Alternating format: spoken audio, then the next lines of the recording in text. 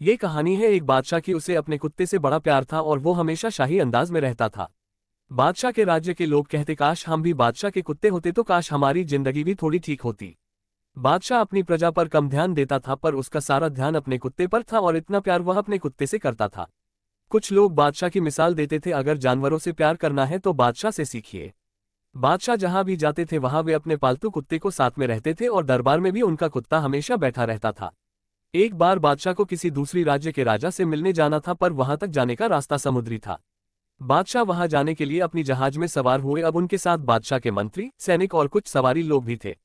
अब बादशाह जहां भी जाता वहां वे अपने प्यारे कुत्ते को भी साथ लेकर जाते थे।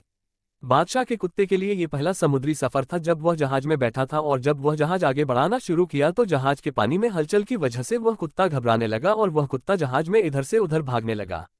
जहाज में बैठे बाकी लोग भी कुत्ते की इस हरकत को देखकर खुद को अस्वस्थ महसूस करने लग गए और उस कुत्ते के उछल कूद करने की वजह से जहाज में बैठे लोगों को चिंता होने लगी कि कहीं जहाज पलट ना जाए।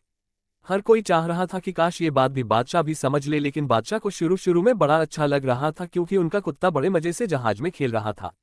अब थोड़ी देर बाद बादशाह को भी यह चीज चिढ़ाने लगी और उन्हें लगने लगा कि कहीं कोई खतरा ना हो जाए और अपने कुत्ते के इस तरह उछल कूद करने की वजह से कहीं जहाज ही पानी में पलट जाए।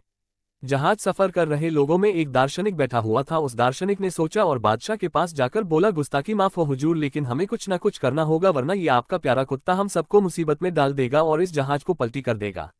बादशाह ने कहा, ठीक है, आप क्या करना चाहते हैं और आपको जो समझ में आ रहा है आप कर लीजिए, मेरी तरफ से आपको इजाजत है।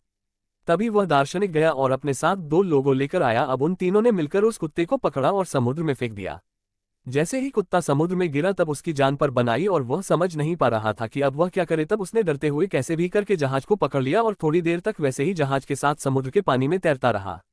दार्शनिक ने अपने साथियों से कहा कि अब इसको वापस से जहाज में उठाकर लेकर आते हैं।